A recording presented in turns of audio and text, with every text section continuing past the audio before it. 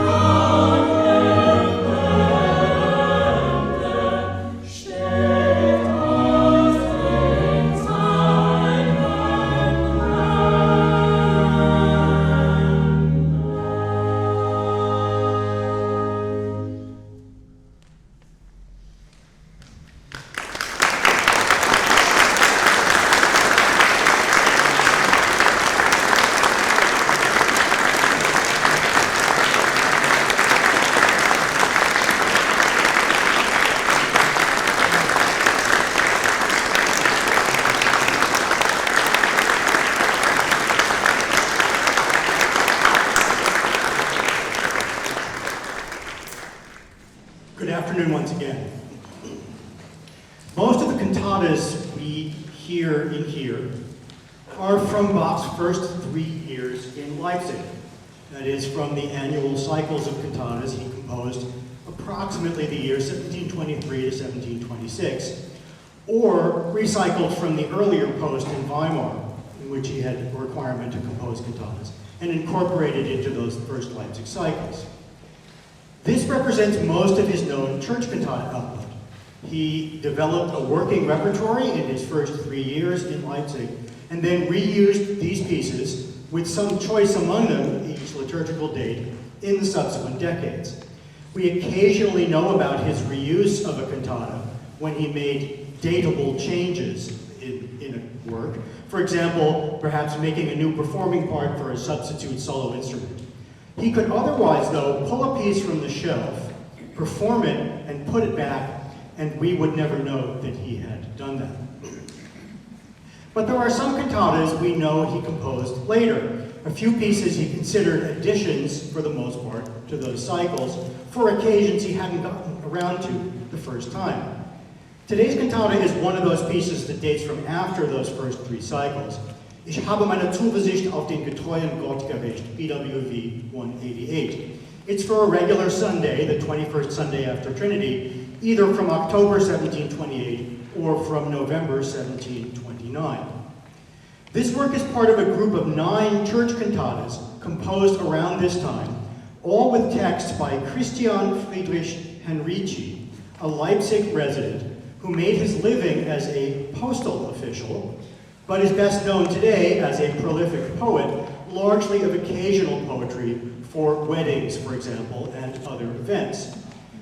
Henrici took the Arcadian pen name Picander, and he was Bach's frequent collaborator. He is responsible for the poetry of the St. Matthew Passion, for the Lost St. Luke Passion, for several occasional secular works, and for the Coffee Cantata, to name just some. One of Picander's publications in 1728 was a complete cycle of church cantata texts. Bach is known to have set 9 of those texts to music. The details of that process remain a matter of debate in Bach studies. A big question: did Bach set the whole cycle? And there are 2 reasons that we might ask that question. First, there's a report in the obituary for Bach that he had left 5 cycles of church cantatas, that is, 5 sets of cantatas spanning the entire liturgical year. It's not entirely clear whether this is correct. If so, 2 of those cycles are missing, and one could be a so-called Picander cycle, if, that is, on the assumption that Bach did set this entire cycle of librettos to music. The second reason has to do with what Picander wrote in his own preface to that 1728 publication. He wrote, "I flatter myself that perhaps the lack of poetic grace in these texts might be compensated for by the loveliness of the settings by the incomparable Kapellmeister Bach, and that these verses will be sound in the principal churches of devout Leipzig." Was Picander just promoting his poetry, or was there a plan for Bach to set and perform them all? Or even grammatically, was he being modest and saying these are perhaps lacking in poetic grace, but they are made up for by the music of the incomparable Bach? We're not really sure. Was there a plan for Bach to set and perform all these pieces? I have to say that for my part, I doubt that there was, and I doubt that Bach did set all of them. But we do have these 9 works, and some of them are a little different textually from most of the cantatas we're used to hearing. This is one of those pieces that's a little different, and the difference in the text has some musical consequences. Now, like many of the cantatas in Picander's cycle, this piece consists entirely of new poetry with one concluding chorale stanza. So, aria, recitative, chorale. Of course, Bach opens here with a sinfonia we're going to have to talk about. Okay. Now, the text is clearly on the topic of confidence and trust in the face of difficulties. Just look at the recurring words: hope and confidence, Zuversicht, Hoffnung, the verb hoffen, trust and trustworthiness, getreu, treu und glauben, and the verbs vertrauen and trauen, and words for difficulties, Not, and it's plural, Nöten, Angst, Trübsal, Unglück, and the various verbs for things going to pieces, brechen, fallen, sich verlieren. But remarkably untheological compared to many other texts, I would say. It's about bad and good fortune, and about enduring hardship. There's nothing about sin, or salvation, or Jesus. There's nothing even about charitable behavior, which of course, as we've said many times here, is a separate topic for the Lutheran altogether from the question of salvation. There's no connection to the gospel story for the day of the healing of a son of an official at Capernaum. In fact, sources have no assignment. The sources that transmit this piece have no assignment to any particular day, for reasons I'm going to get back to in a minute. The only reason we know about its assignment to the 21st Sunday after Trinity is that that's what it says at the head of this text in Picander's published cycle. The text is more about getting along in life through trust in God, and you might note how abstract the openings and topics of the two arias are. One is about confidence, Zuversicht, and the other is about inscrutability, Unaufforderlichkeit. Those are strikingly unaffective words, I would say, confidence and inscrutable.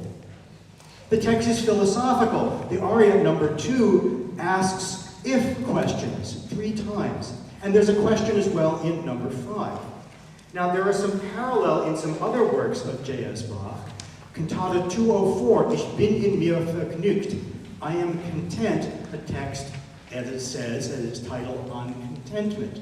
Most of that text is by Christian Friedrich Hunold. This was a secular work whose exact purpose in Bach's composition was unknown.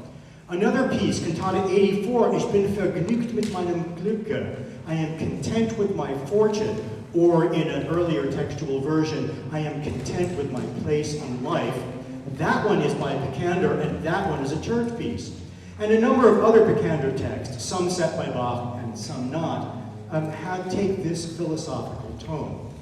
To my ear, they are reminiscent of so-called moral cantatas of the time.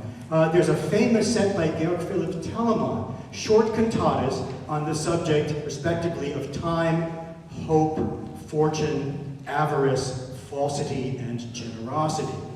Each of them consists of an aria, a long recitative, and an aria. Note that our piece, after its opening symphonia and its ending with a chorale, in between, a recit that introduces the chorale, in between is an aria, a long recit, and an aria that make up, to my reading, the core of the work. The musical weight of all the texted movements are there. Very much like BWV 84, I am content with my fortune, or I am content with my place in life. It seems not completely out of the question that Picander adapted a moral cantata he had written to help fill out an annual cycle of church cantatas, or what we hear here is the influence of the type. Picander wrote this church cantata and a bunch of others on this model of the philosophical, reflective, and moral cantata. I think that's responsible for the character of the text. And I think we can hear some hints of this in Bach's musical response, especially in the first aria. It's a tuneful triple meter movement suggestive of dance. Some people have suggested saraband. Other people say polonaise. I think saraband's closer to the mark. For piece for strings and oboe. The ritornello has the organization of a song or a dance. It's got an A phrase that ends somewhat up in the air, and a exactly parallel B phrase as a complement to it, so-called antecedent and consequent structure. In contrast to the Vivaldian spinning out type that's much more common. Song types appear in every kind of musical composition, including in Bach's works, but they're especially associated with secular works, particularly with courtly pieces. Along with the phrase structure of this piece goes an emphasis on the tune. The voice is frequently doubled by the instruments, particularly at the beginning and ending of vocal sections. There's a contrasting B section of this text, marked by the invocation musically of the so-called concitato genere, the agitated kind of music with fast notes in the strings that used for the expression of anger and description of natural cataclysms. The second aria is contrasting in several ways, including in an unusual choice of instrumental partner for the voice of solo organ. This is a written-out organ part. The organ stops playing a bass line and an improvised supporting harmonic right hand and provides melodic material, the so-called obbligato line of the aria, playing the ritornellos at the beginning, the end, and the middle. Now this scoring obviously connects to the solo organ in the opening symphonia. It means there's a string oboe aria, number 2, and an organ solo aria, number 4, together with the 4 vocal movements for soprano, alto, tenor, and bass. Bach completely lays out the forces for the listener, all the instruments and all the voices in their individuality or their groups. Affectively, I would say this aria focuses on its B section, the cross-bearing and pain that's mentioned. Typical interpretations of this aria involve, though, the word inscrutable. The claim is that it's got a meandering, irregular obbligato as some kind of musical emblem of unpredictability. This does not strike me as an 18th century way of thinking, I could say. It's just an instinct here. It seems more likely that this aria is focused on the paradox of the pain described being, to the believer, for one's welfare. It's not illustrated in a graphic way, but it casts the reflection on this topic in an affectively serious, maybe sorrowful, arguably difficult piece that talks about what is actually for the best. That's how I hear it anyway. There's a long reflective recitative between the two arias. It's relatively straightforward musically, and then there's a common gesture at the end in which it turns to arioso, aria-like singing that's got a musical meter, that's tuneful, compared to the speech-like declamation with musical punctuation that precedes it.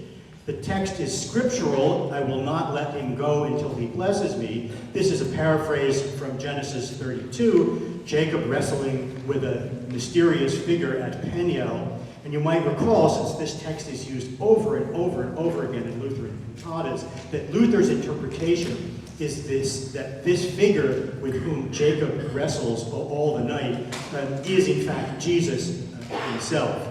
Here, I think it's cited because it depicts a moment of contention with God on the part of one of the patriarchs that will ultimately result in blessing nonetheless.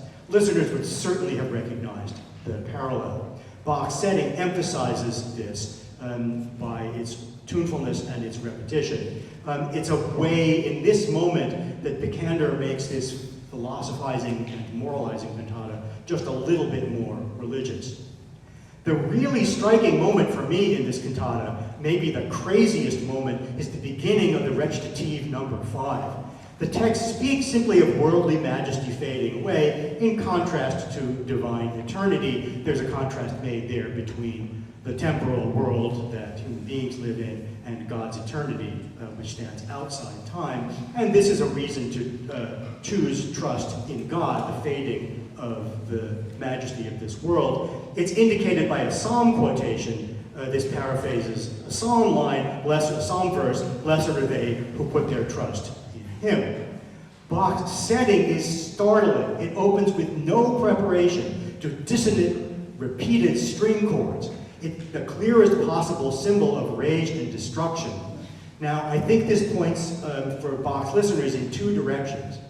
First of all, that psalm quotation, blessed are they who put their trust in God, is from Psalm 2, which begins, why do the nations rage? And a little bit later continues, you shall break them with a rod of iron. I think you know, pretty famous musical setting of those lines.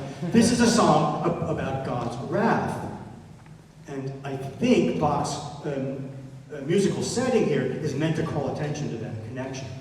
But it's also very clearly, and this is his other point, I think, this is an invocation of the last judgment, of end times, an intimation of the final destruction of the world. That's when the temporal world ends, and the saved are enter into God's eternity. Note that this was hinted in the B section of the aria number 2. If everything breaks, if everything falls, it would certainly have been heard as an intimation of the last judgment in the church context. Bach doesn't really do that much with it. There is some of that concitato genere, there is some of that agitation. But the real moment at which this comes to the surface is this startling opening of the recitative at number 5. This is not explicit in the text of number 5. I would say this is Bach's musical insertion, brief but terrifying. He sets up a contrast to eternal trust in God in the second half of the recitative and in the chorale. It shifts the cantata from reflective and moralizing briefly to a warning of coming judgment that is only hinted at in the text. So left until last for our discussion, of course, is the large opening sinfonia. It takes up about a third of this cantata's length. It's a concerto movement, as you heard, for solo organ. It probably derives from a harpsichord concerto that you might know, or to be exact, that harpsichord concerto and this movement probably derive from a lost common ancestor, a piece we don't have. Maybe for keyboard, probably for a string instrument. The first two movements of that concerto, this is the third movement of that concerto. The first two, if you want to go back and listen to something after this concert, appear in Cantata 146. Now, it's very difficult to say why Bach chooses to open with a sinfonia here. It may have something to do with length. This is a short text. It might be in keeping with the reflective character of this text. It might be for the contrast of the fiery concerto fast movement in a minor key with the calm opening aria in a major key. It might be an emblem of the tumult of the world, despite which one has this confidence. I would be wary of anybody who tells you they are certain of what this means, but there are some ideas for you. Now, the Sinfonia points to an interesting problem in performing this cantata. There are no surviving original parts. The autograph score we do know about, and that passed after J.S. Bach's death to his oldest son, Wilhelm Friedemann Bach. At some point, the first movement, or most of the first movement, was separated from the rest of the score, presumably by somebody who wanted to use the concerto movement, presumably Wilhelm Friedemann Bach himself. That portion of the score that contains that opening movement is now lost. We no longer have it. The remainder of the score, what was left, consisted of the tail end of the sinfonia, the tail end of this concerto movement, and then followed by the other movements. Now, probably because of the removal of most of the first movement and the fact that the score appears to begin just in the middle, or actually it happens at the very end of a movement without most of its body on it, suggested that this was just a torso and a score that really wasn't much use. Probably somebody considered it beyond use.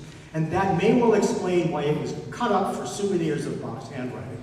Probably into 14 pieces, some whole pages, some half pages, and some 1/3 pages. Miraculously, most of those fragments survive, scattered in libraries and private collections around the world. And the missing portions, remember this, the missing portions can be reconstructed from copies that were made before the score was dismembered and cut apart in that way. So we have the musical text, the complete musical text of those movements. But all of those copies were made after the Sinfonia was removed, which means that we have no source of the first 248 measures of this cantata. That is, we have no source dating from Bach of most of the Sinfonia. The piece is known, as I mentioned, though, from various sources of that keyboard concerto. So we can recover the music, we know how it goes, but the cantata version is an arrangement.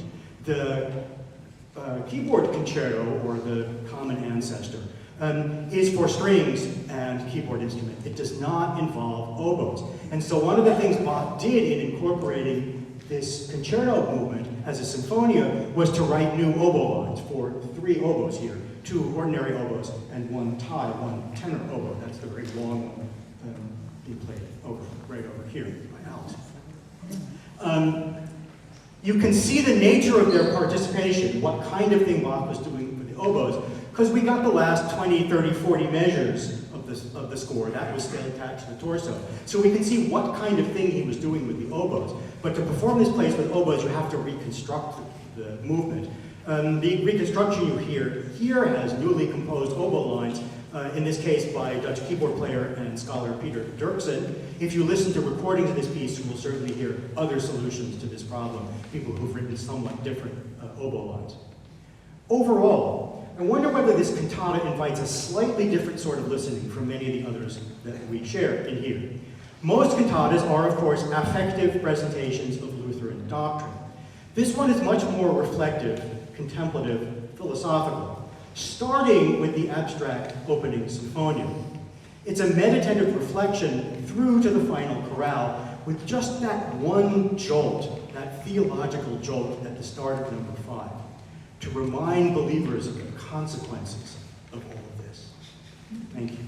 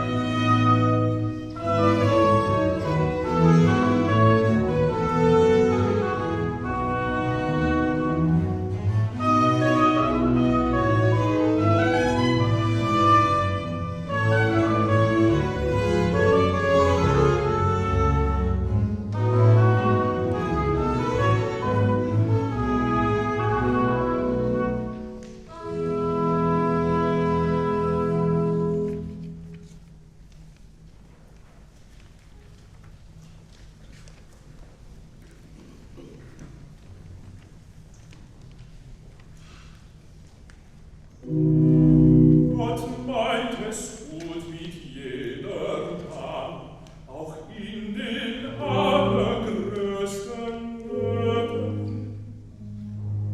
Verbirget er gleich seine Liebe, so denkt sein Herz